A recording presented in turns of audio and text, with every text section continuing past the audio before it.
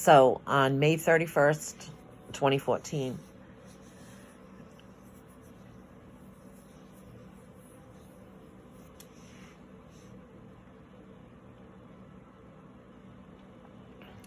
my son passed away. A lot of things have happened. I'm going to go over quite a bit of it.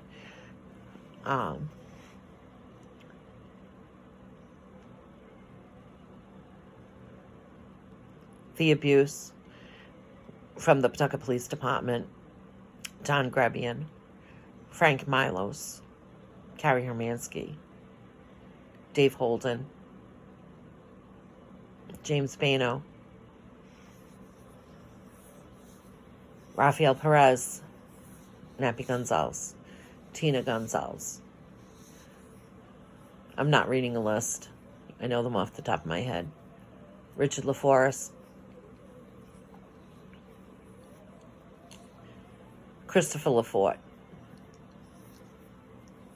Paul Trout, Michael Choi,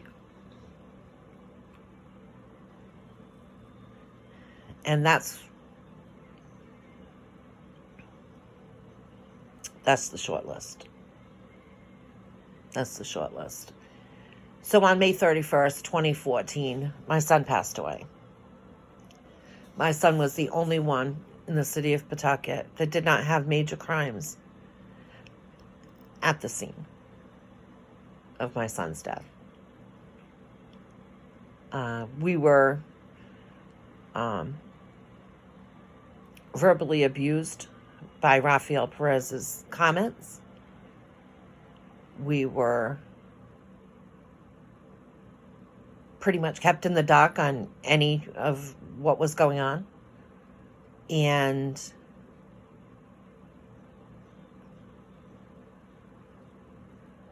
my son was not even identified. No picture, no fingerprints. Nobody saw him.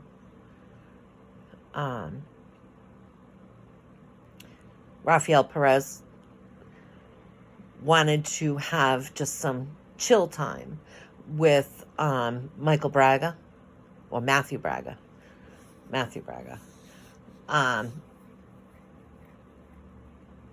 Talking about his biker club and biking and bike and everything was about, what he was doing with his biking club and all that. I had no idea what he was talking about. From the looks of him, I figured it was not a bicycle, but I had no idea what he was talking about. While he walked around my mother's home saying that the medical examiner was going to be delayed because they had 3 other bodies to pick up. And every time he said that, my mother, the sounds that were coming from my mother was unbelievable. This was her only grandchild, and this man, and she's not here any longer. But I know she wanted him to stop, just stop. So at one point, Rafael Perez comes upstairs from the basement with a phone. And he tosses it to us. And he's like, do you know whose phone this is? And immediately I knew it was my son's. And I said, that's my son's phone. So I open it. And I see that it's cleared of everything but one conversation that he had been having. Now, if anybody knows anything about iPhones, all you have to do is swipe to see what time somebody was text messaging or whatever. And you can go to the call logs and you can see who that person was talking to recently. But I don't have to teach anybody, a job that the Pawtucket Police Department should already know. Although it's funny because on July 10th, 2023, and we'll get to Dave Holden, I had to teach Dave Holden how he could figure out what time somebody was text messaging. He didn't even know how to do that. And that's problematic, I think. I mean, he's a major. I have him on video and showing him this is how you do it. And I couldn't show him on my phone because I was recording him, and I didn't want him to know that I was recording him. But I explained to him, and he actually went to his text messages and was like, you're right. I can see exactly what time text messages by just swiping the screen to the left. So, anyway,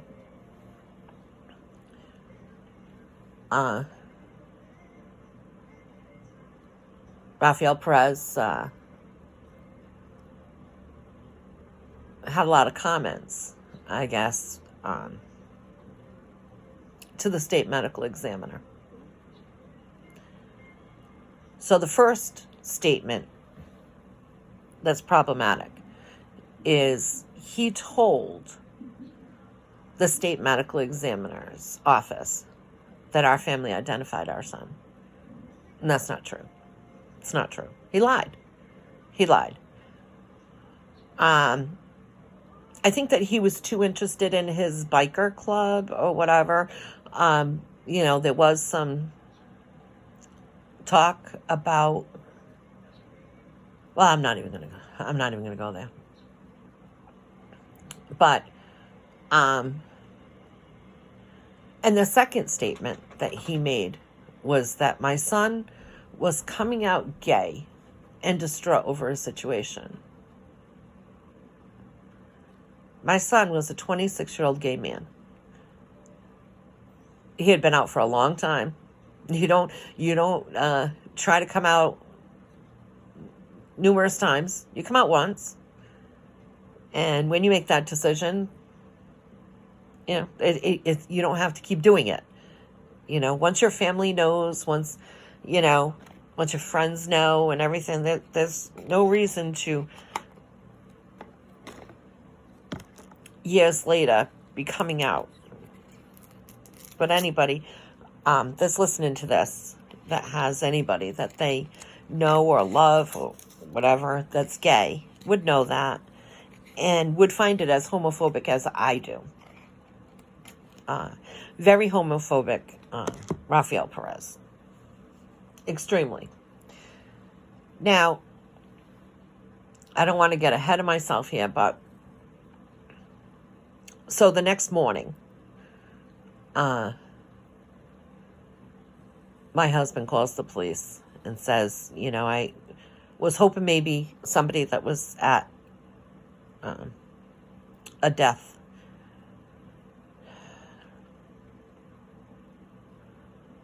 at the scene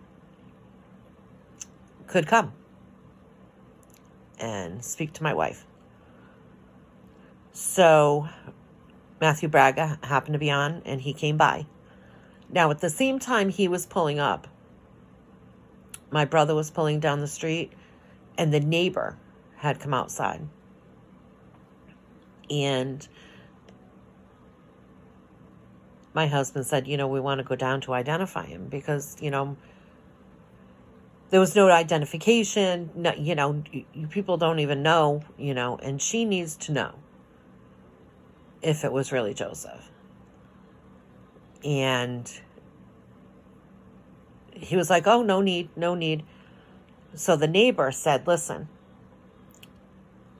I'll go with her brother. I knew Joseph.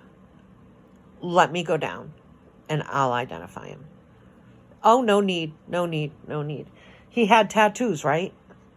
Well, so does probably 80% of the population, adult population, have some kind of a tattoo.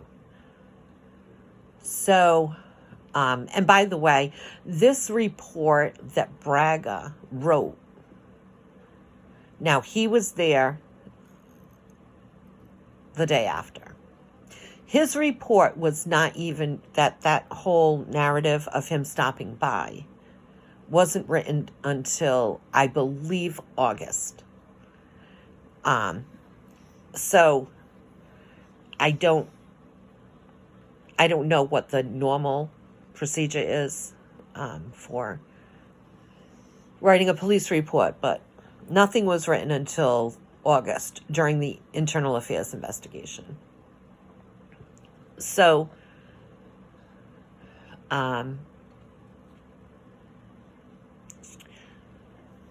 we called the funeral home, and I went in to the funeral home. It was Perry McStay and a friend of the family, Paul, and he knew Joseph. And I said, they're not letting us go down to identify him. And I need to know if it's him or not. So he said, listen, this is what we're going to do. When they call, we're going to go down. And I will identify Joseph. I will personally identify him. And I'll call you to let you know if it's him. He said, but in the meantime, they're going to do an autopsy. So as far as services and everything, we're looking at, probably next Friday or Saturday for services. So I remember being at a church, meeting with a pastor, a friend of my husband's. She was going to be doing the service. And we got the call from the funeral home. And it was Paul. And he said, I'm a little confused here. First, I want to let you know it is Joseph. He said, but remember when I told you, you have to have, certain clothes and everything. He said, I don't know why they didn't do an autopsy. And so now I'm really confused, but at least now he's identified. He has been identified. Now, for days, I didn't know. Nobody was allowed to even identify him. And it was the Pawtucket Police Department. It was not the medical examiner's office. It was the Pawtucket Police Department that was keeping us away. So anyway,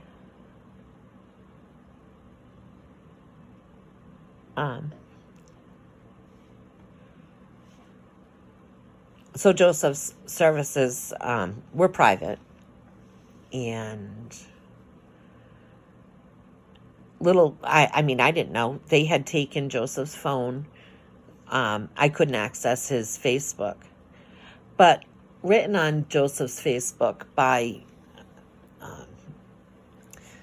somebody that felt that they were Joseph's relative, they wrote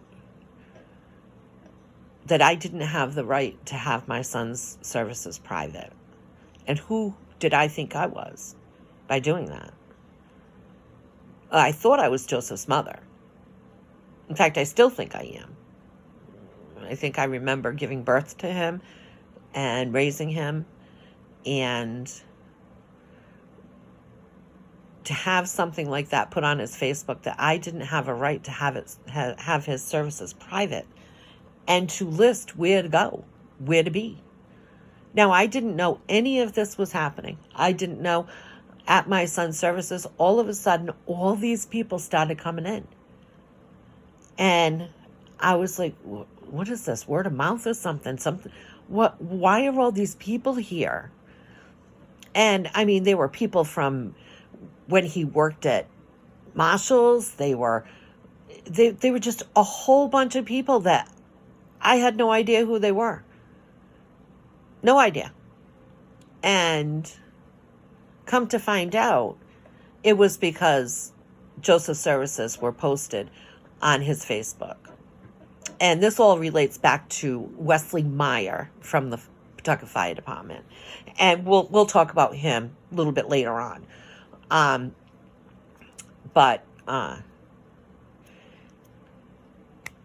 So now I'm still waiting for some kind of an update from the Pawtucket Police Department. Like, what did you discover? What did you investigate? What do we know? What happened? And I'm getting nothing. I'm getting nothing from them. No communication, nothing. So on July 9th, 2014, I was finally, tired of waiting, because they were going to get back to us, and nobody ever contacted us. So on July 9th, Michael called the Pawtucket Police Department, and he left a message. I think he spoke with Richard LaForest, and he said he was going to look into it and get back to us. That he didn't know what was going on. He didn't know anything. So now, the very next morning, I showed up at the Pawtucket Police Department because he was going to look into it, and we didn't get a call back. So I pulled into the parking lot, and I was sitting there, and I was looking at City Hall and the Pawtucket Police Department. And I was trying to get the energy to go in. But before I did, I called. And I asked for Rafael Perez. And they got him on the phone. And he told me that they had Massachusetts investigating my son's death. Which didn't make any sense to me because I didn't see any Massachusetts police. None of this was making any sense. So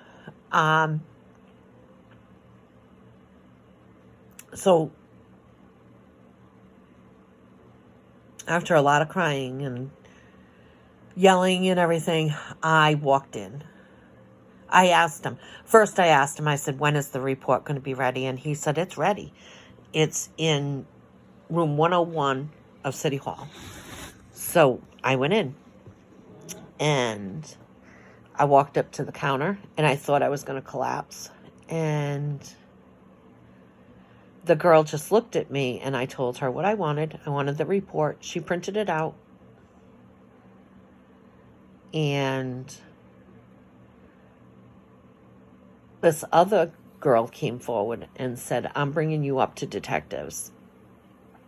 I'm going to bring you up to the detectives unit. So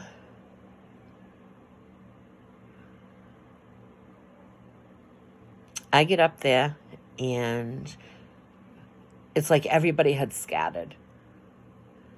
They're all in one room. And I could hear a lot of talking. And she knocked on the door. And she's like, she's sitting right here waiting. And they were like, yeah, we'll be with her in a minute. So out comes Richard LaForest. Now, to this day, I can't tell you what he looks like. I really can't. I mean,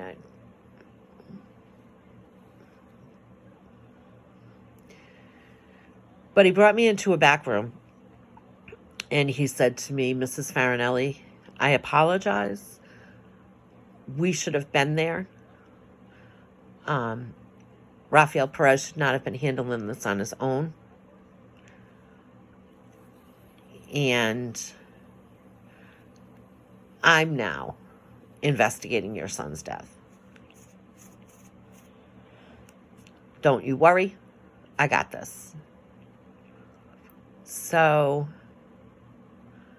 finally, someone with communication was telling me, okay, we're going to look into this. We're going to look into what happened here. So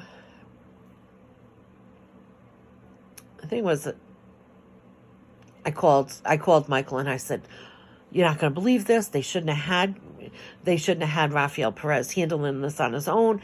But, there's this guy and his name is Detective LaForest, and he's going to move this forward and find out what's going on.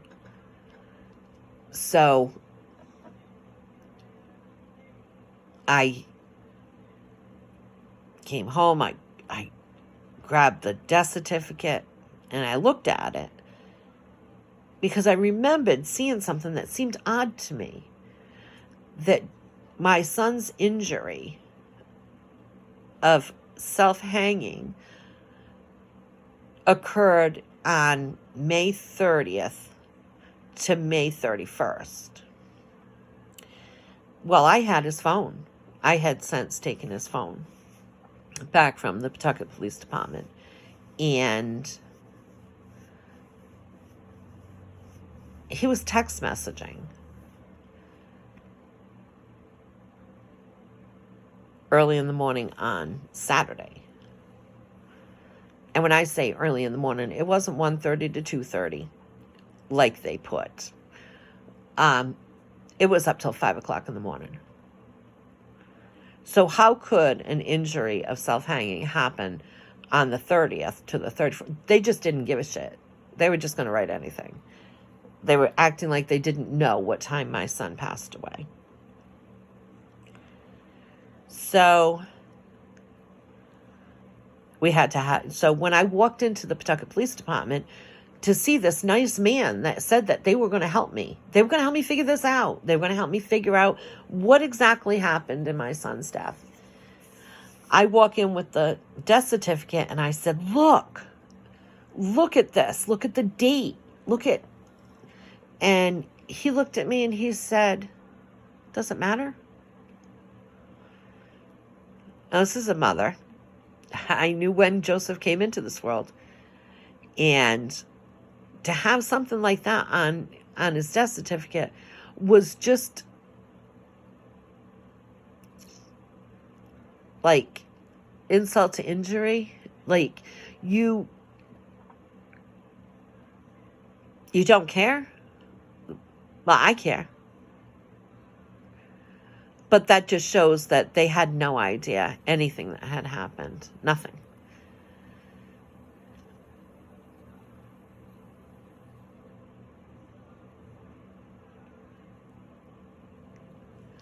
So, and then Richard LaForest went on vacation for 2 weeks. So there was no communication at all. Now we're in July,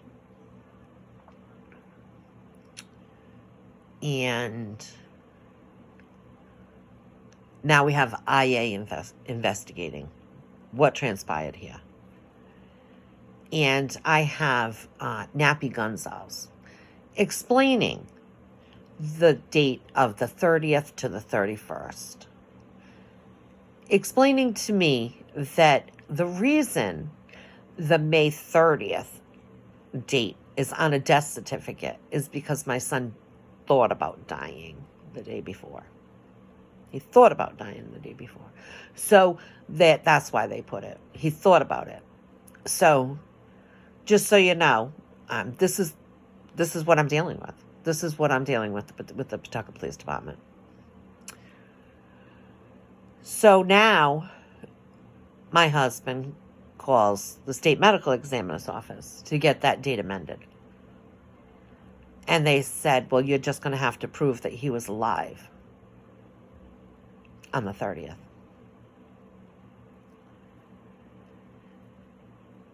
And that he didn't die until the 31st.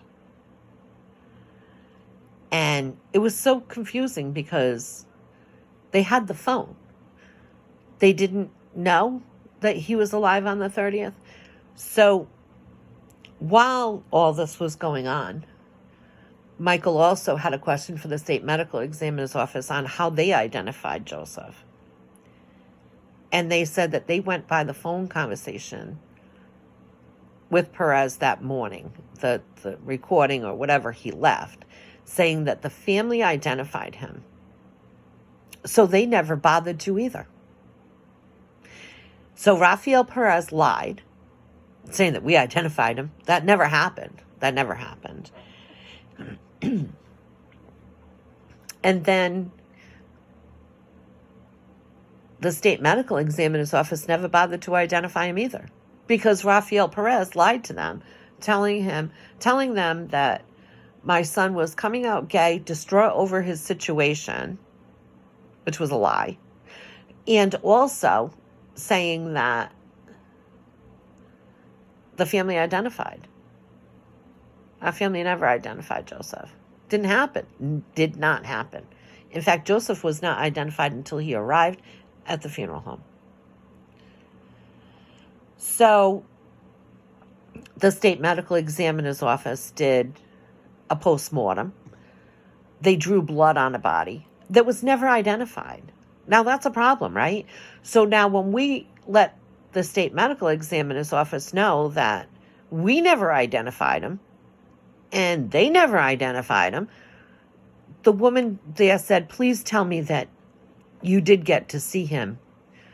He wasn't, sent off to be cremated without anybody identifying him. And my husband said, yeah, we did identify him. But wasn't that something that should have been done? Now, they examined a body that they didn't even know who it was. They had paperwork with someone's name on it, and they didn't even know they didn't know for sure that was even the person. And it all related to Rafael Perez lying to the state medical examiner. And that's going to, so about a year ago, a lot of things had happened, and the state medical examiner's office actually did a deep dive. They took Joseph's file out of storage, and they took a month, and they looked into everything, and they not only discovered that Rafael Perez lied to them, they also, about the family identifying, they also found out that Rafael Perez lied about my son coming out gay and distraught over a situation. Very homophobic, very homophobic. And in Matthew Braga's report, he states that my son didn't feel normal. Well, if that isn't one of the most homophobic statements that you could make, he's right up there with Perez. He's right up there with Perez with their homophobic bullshit. Now, I would hope that Matthew Braga has learned from his mistakes, but I'm not so sure. Rafael Perez, I have on numerous occasions tried to get some kind of a police report stating that he lied to a state medical examiner's office as it relates to a death. And the Pawtucket Police Department will not take a report. They won't. It's like a non-issue for them. And, I know we can't do the what ifs and everything, but what if? What if my son was cremated and we never saw him? Would I be waiting every day for him to show up? Because nobody identified him. What if that happened? What if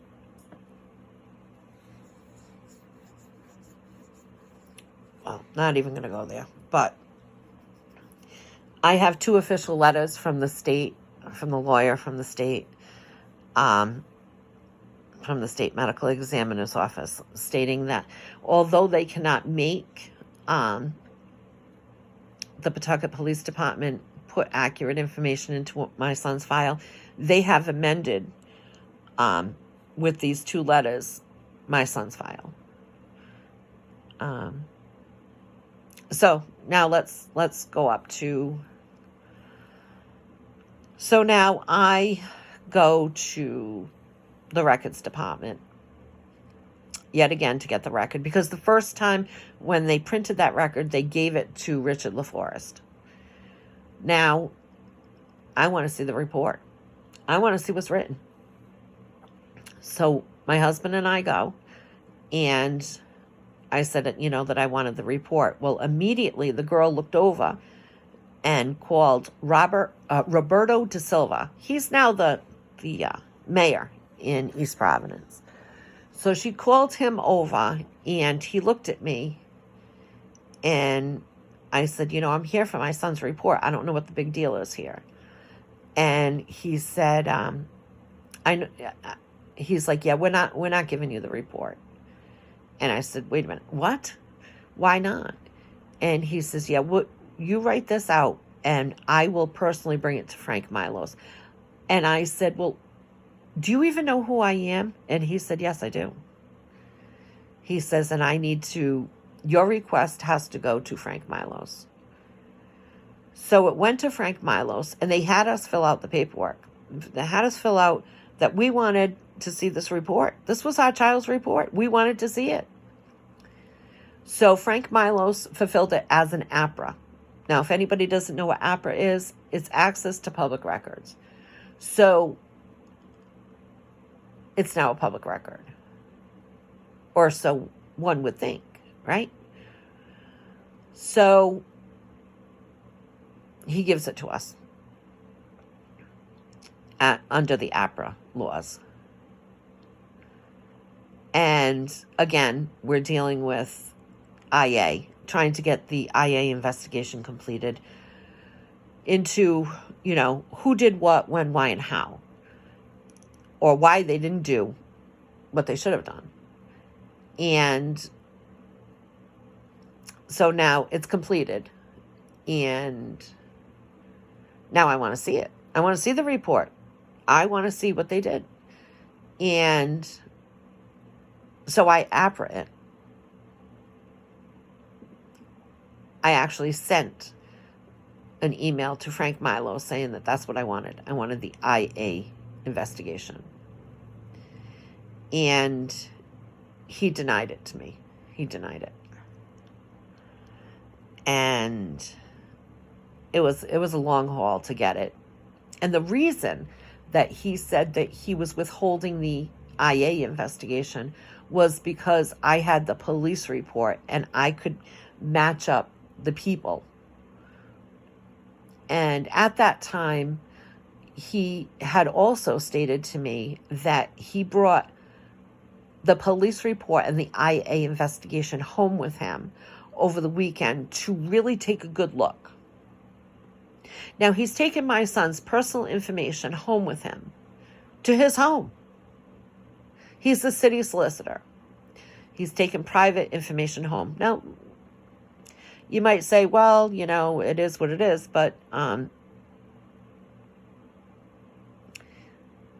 he had no right to have my son's personal information, our personal information, with him in his home. I get it. If you hire a lawyer and they want to take your files home, they're responsible for that. But this is a city solicitor, that those files are not his. They're not his. And I think that that's like part of the bigger problem here. Frank Milos didn't know where his boundaries were. And we'll see that as time goes on. So he denies me the IA investigation. And so I have to send a complaint into the Attorney General's office. And it took them a while. It took them almost a year. And they determined that Frank Milos should have never released the police report. And by him doing that, he now can't withhold the IA investigation. So we did get the IA investigation. A lot of bullshit in there. A lot of bullshit. And, it's funny because This IA investigation was done by Napoleon Gonzalez. And this was in 2014. And we're now 10 years later. And I realized that, I realized the connection between Da Silva and Napoleon Gonzalez. They were both, I mean, on a side note, they were both obviously working for the police department at the time of my son's death. They also, in 4 years before that, they had a transport company, and it was listed as Roberto Da Silva, Nappy Gonzalez, and Jason Lopes. And mind you, this is 2010 that I'm talking about that they had this. In 2010, there was a murder in Providence, Zachary Marshall. And it ends up that it's all linked to this transport company, Jason Lopes. Jason Lopes' stepfather is Napoleon Gonzalez, who was in business with Roberto Da Silva.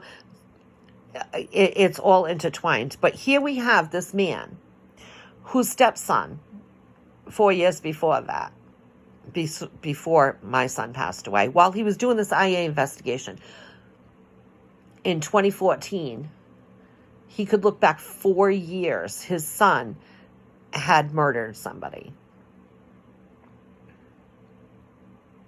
And it was just recently. Those people waited 10 years to find out who killed their son. And it was just very recent that it was discovered that it was Napoleon Gonzalez's stepson. And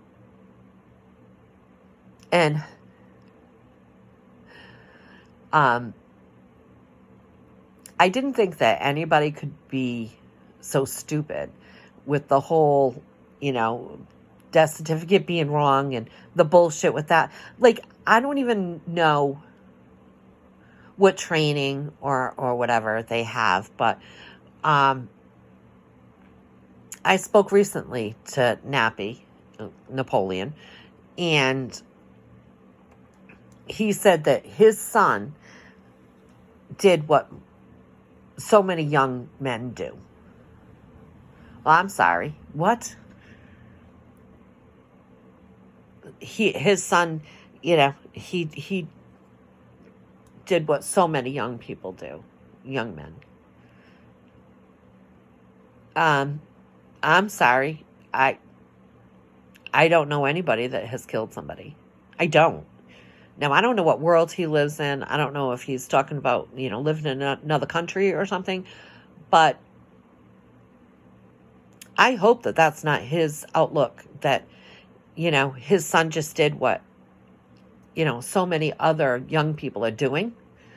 But then again, he thought that a death certificate would reflect if you thought about dying the day before. So, but that was just a little side note there. So anyway, I'm trying to get a meeting with the city. I'm trying to get the mayor to listen to anything that I have to say. And on April, I think it was supposed to be, April 1st, 2014. But I think that we all know that we like to keep all the fools behind closed doors. I think it was April 3rd that we met. And as we're walking into this meeting with the mayor, and it took us that long to get one, Antonio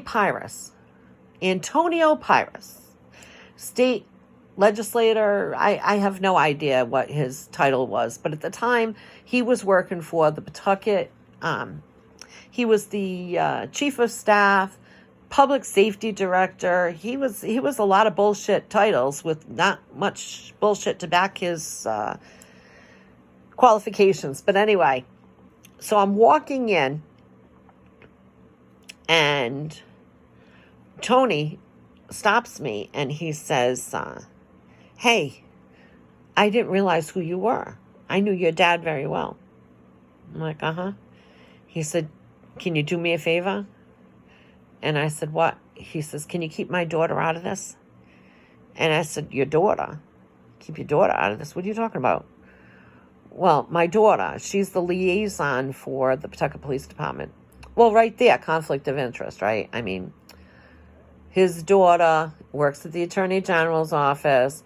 She's the liaison for the Pawtucket Police Department. He's the public safety director, chief of staff, or whatever his titles were. And he's asking me, who lost my child, to keep his daughter out of it. And I said, I don't understand. He goes, my daughter didn't know any of this was going on. And I want you to know that, I would really appreciate it, because of the friendship, I had with your dad and everything, that you keep my daughter out of this. Well, you're talking to a woman that lost her child and has been fucked over by the Pawtucket Police Department. Oh, and you're worried about your daughter. Your daughter? No. So we go into that meeting, and while we're sitting there, because there was some questionables with how my son was found and everything, and I'll tell you who was at the meeting. The mayor, the chief of police, which was Paul King, Tony Pyrus, my husband, and myself. And so, we were saying that, there was a question about photos that needed to go over to the medical examiner's office. They wanted to take a look at what photos Pawtucket had. And it was a whole hoopla with Frank Milos, blocking it or giving the okay or not giving the okay. It was just a whole bunch of bullshit. And Frank Milos, again, he's the city solicitor. He's not law enforcement, although in one of my taped calls, he calls himself law enforcement. But anyway, so here we are, and all of a sudden, because everybody's got folders in front of them, except for my husband and myself. We have 2 pieces of paper. That's all we have. They gave us 2 pieces of paper. So when we start talking about how my son was found, Paul King, the chief of police, is showing from his folder the pictures of my son to the mayor. Deceased pictures of my son, crimes, photos, or whatever you might want to call them, he's showing them to the mayor. The mayor.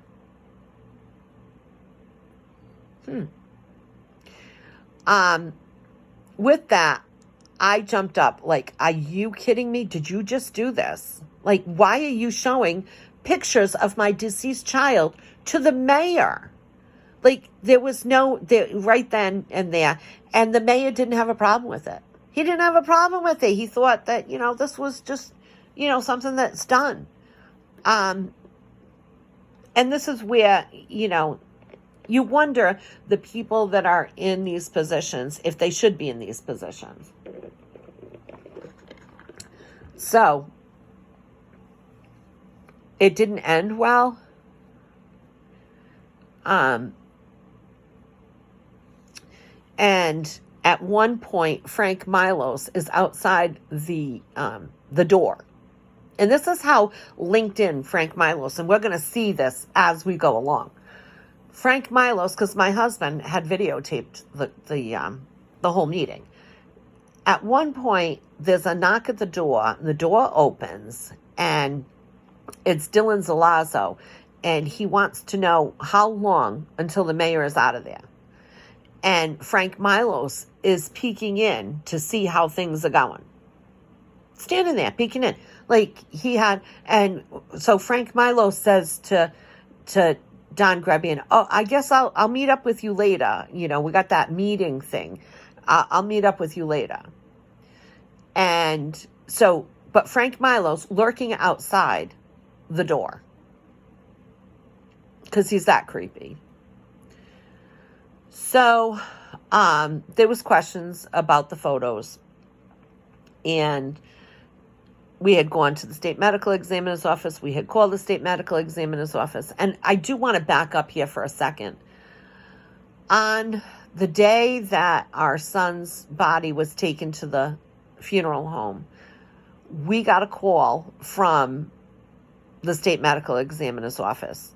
And I don't even know how they got our real phone number, because on the police report, our phone numbers are not correct. But anyway, they had called to ask us if we knew why our son's blood would have a sedative in it.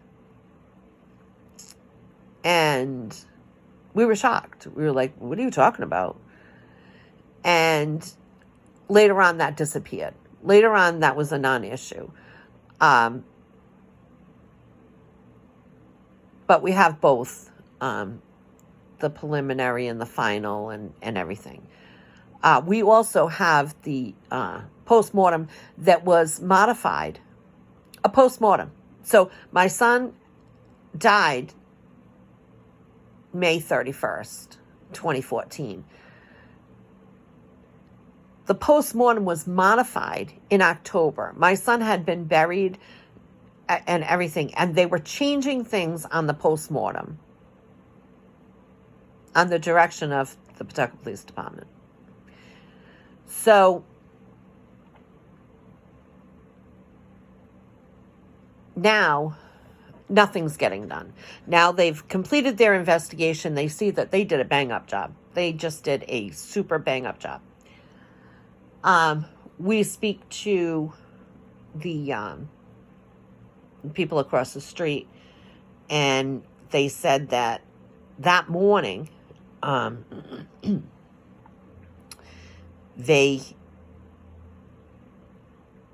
don't know how they found out that Joseph had passed away, but the young man there said, hey, we had a party last night. Joseph was out in the driveway around midnight, and he was waiting for somebody, and a red car pulled up. So I have no idea what that all was. I don't know. I have no idea. To this day, I still don't know.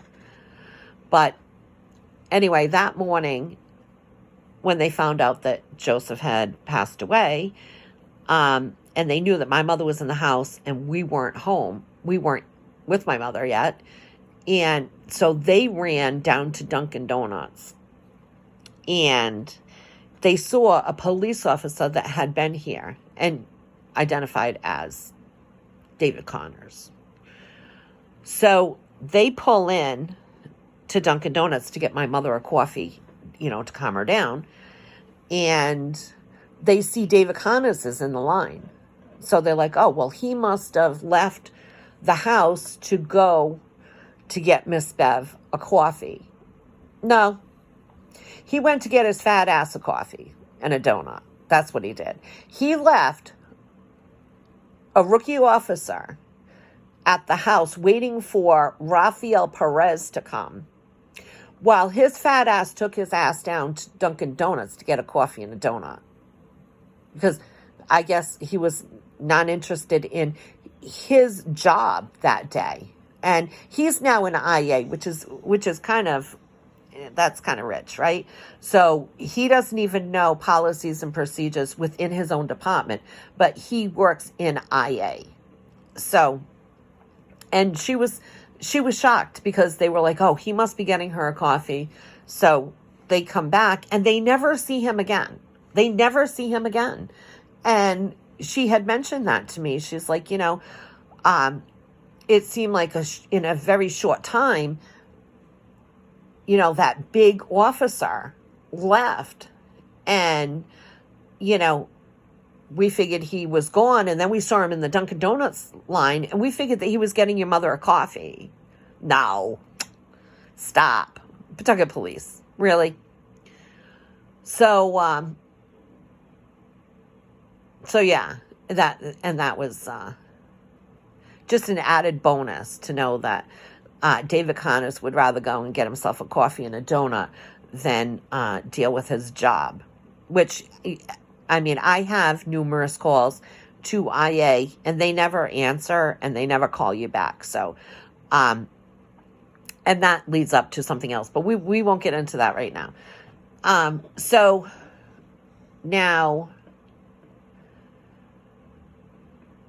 I start looking at some of the stuff that, that's going on here. And now I ask for the log access, like who has been accessing this log and for what reason and everything, because they said that so my son died on May 31st. On June 3rd, it had already been closed. The case had already been closed. But I believe it was actually the 2nd, because I don't think that there was anything after that. So all of a sudden, there's a lot of access to my son's log. And it seemed like the more I asked questions or the more APRAs I sent on different things like policies and procedures and things like that, the more people were going into my son's file, the more people that were printing my son's file. They were printing things out and there was no accountability as to where these files were going.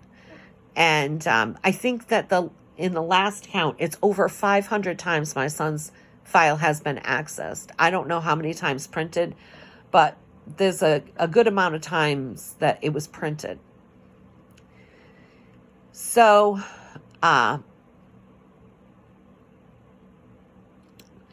because Frank Milos released to us the police report, he then made up a story about him having some kind of an opinion from the state attorney general's office that told him that he should give it to the media.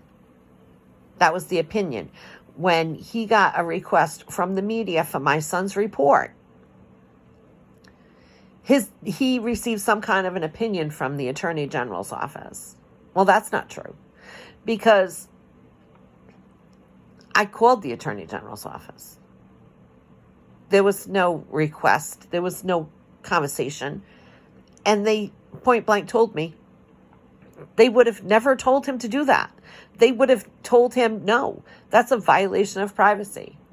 But Frank Milos, being the liar that he is, told our family that he had an opinion from the state attorney general's office that stated that he should give it to the media. But I have a taped conversation with Frank. I have a lot of taped conversations with Frank Milos, where he states that, I'm like, I want to see the opinion. I want to see that opinion that you went by. I want to see the opinion that the attorney general's office gave you. And he said, you got the response? And I said, yeah, the response says they never gave you an opinion. And he was being called out. I don't think that he thought I would call. I think that he thought he could bullshit his way. And he's a known fucking liar. So, and I'm saying this on a taped call, on a taped audio. Frank Milos is a fucking liar. So he can do with what he wants with that, but he's a known liar. And he brings other people into his lies. Like he didn't want to say, you know what, I screwed up. No, he can't say that he screwed up. No, he's got to say that the attorney general's office gave him some kind of an opinion. And that he needed to do this. Because he gave it to us, he needed to give it to the media. And it's so funny because the media sent an APRA for it. And never wrote APRA on it. Just, hey, I want, the file on Joseph Farinelli. And Frank Milos responded in APRA form. And didn't redact anything. So, I mean, there's no doubt whose it is, even though, I mean, he could have redacted our son's name, but the media asked for it by name, and he still gave it. There was no privacy worry or anything there.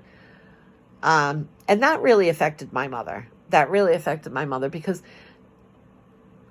you know, my mom always tried to find the good in everybody. You know, she never wanted to, like, see that evil. And she died without an apology from Frank Milos. And you know what? She would have accepted an apology from Frank Milos, but Frank Milos was not capable of that. He was not capable of that.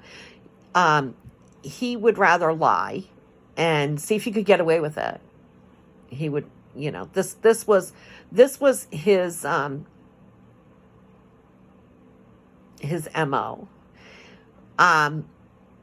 In fact, when we were, you know, we said, well, you know, we want to see other people's reports to see what they did different between, you know, I want to see when a major crimes unit comes, let's see what they do. I want to see, do they measure things? Do they look at things? What is it that they do? Do they get witness statements? Do they talk to the people? Do they talk to the families? What do they do? And he said, well, that would violate other people's privacy. But you know what you can do? This is what I'm going to allow you to do. You can come to my office and I will let you read them. But you can't take them out of my office because that would be a violation of privacy. Does that make sense to anybody out there?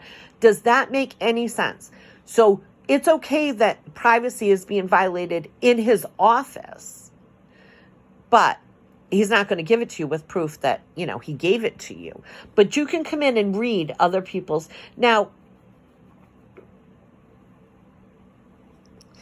anybody with any common sense would know that that was an unrealistic offer, right?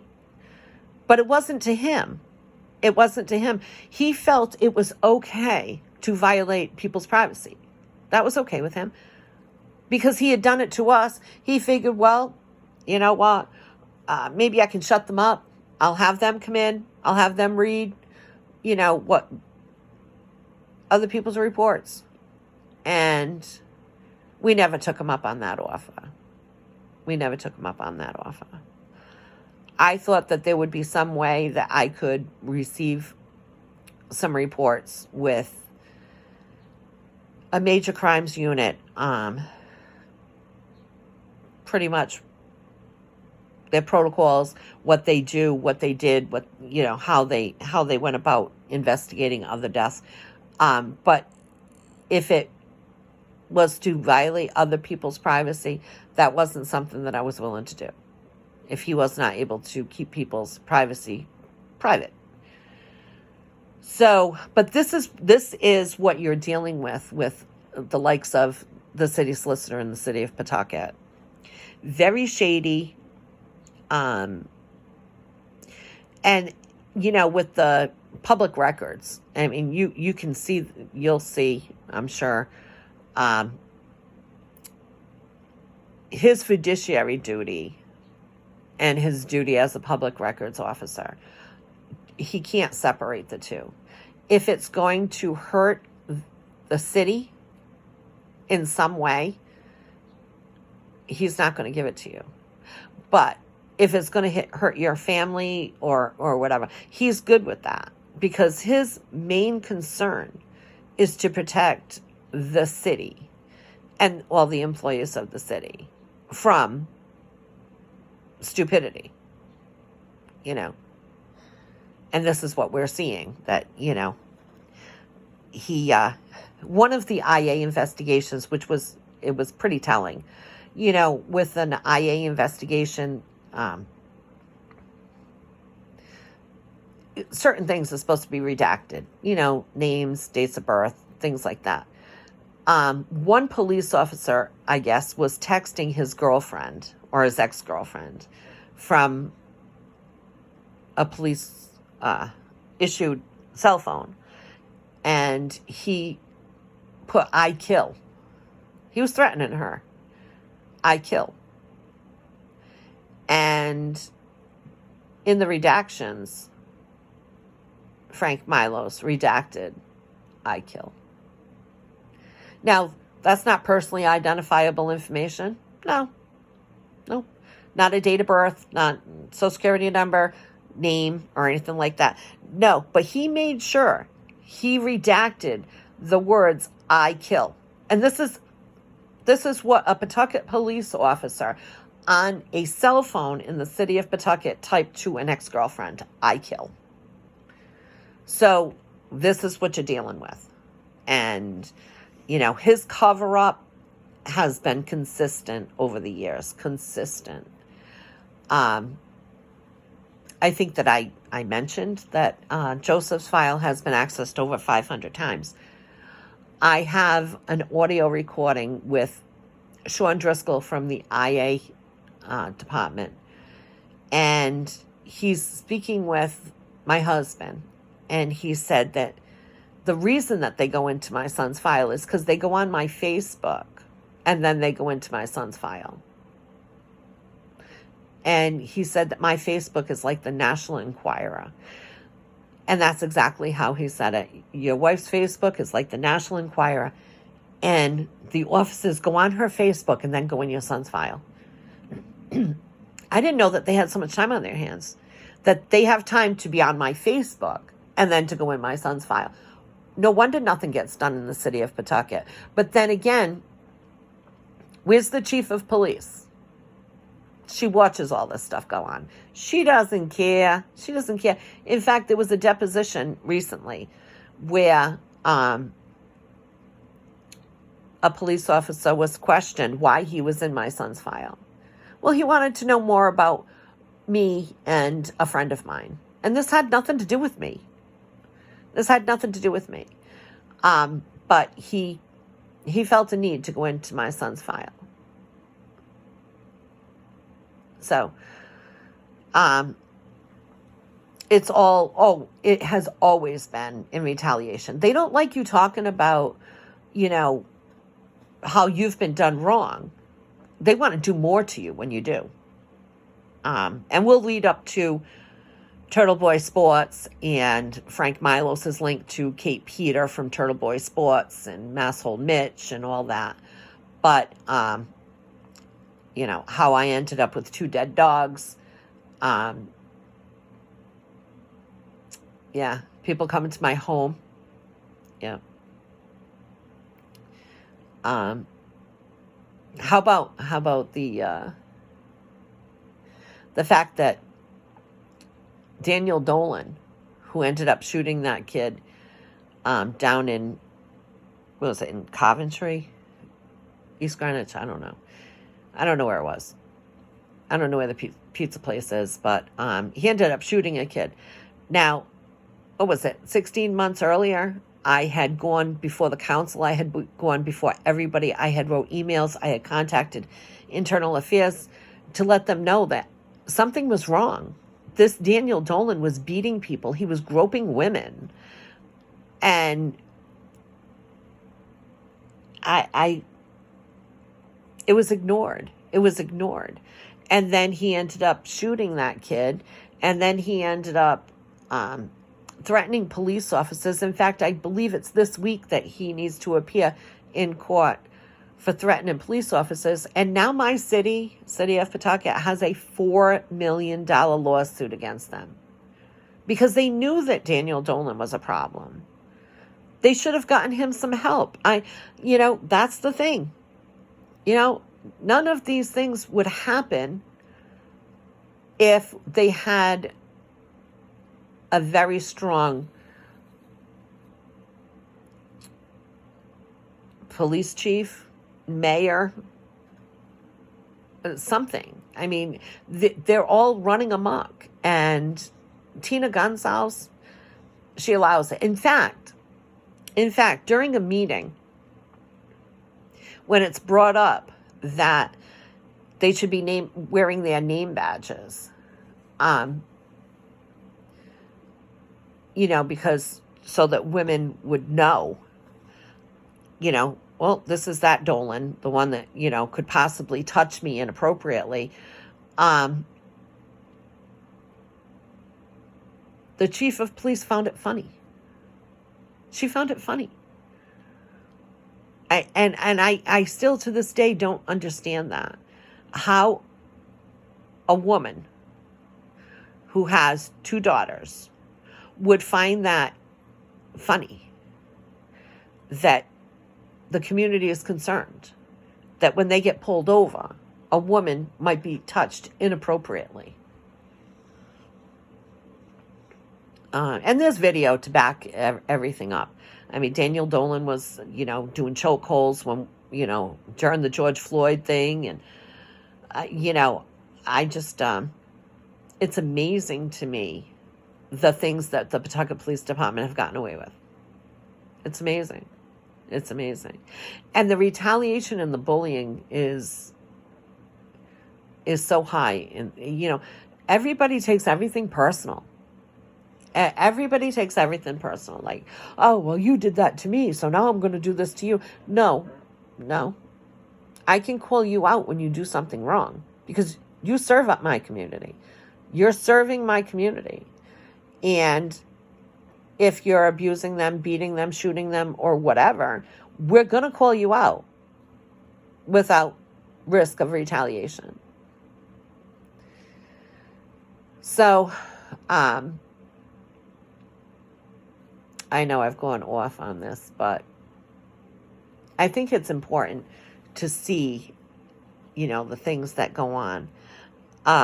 One of the things that I thought of the other day was the fact that my mother had passed away on March 18th, and it was in the evening. And the very next morning, my phone is pinging because I have a message on Facebook. It was 8 o'clock in the morning, something like that.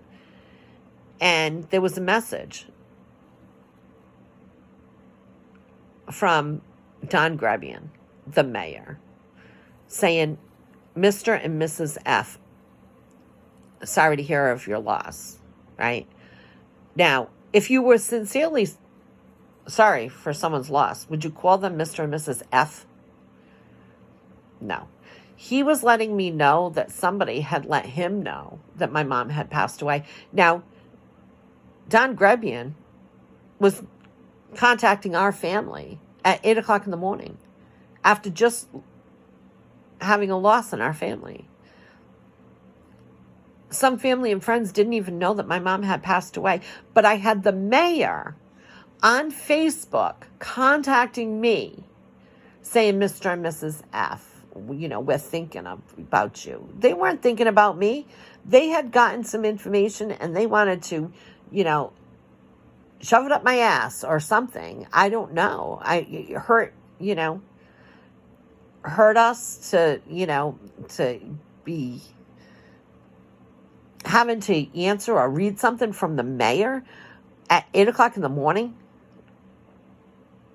Which is interesting because let's go into December 25th, 2016, when I woke up in the morning at like 7 or something like that, trying to get through the day. And I got a text message on my phone that's linked to Don Grebian and a council member. And it was a wreath with a skeleton hanging by its neck. And that's what I started my Christmas morning with. So if you think for 1 minute that Don Grebian and his little minions are not evil, you got another thing coming. That man is as evil as they come. As evil as they come. He even told me that my son has no privacy. My son has no privacy. But yet, why would that be? Why would that be? Why would my son not have any privacy?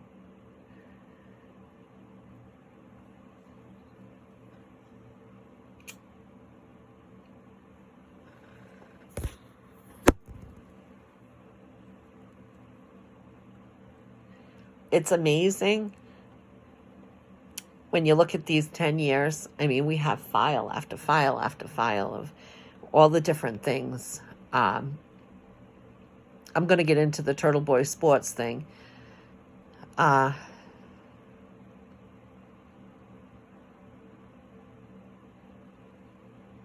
don't know if I'm going to get into it on this one or if I should cut it here and go to the Turtle Boy sports. I think I will. I think I'll cut it now and then lead into the Turtle Boy sports and what happened there.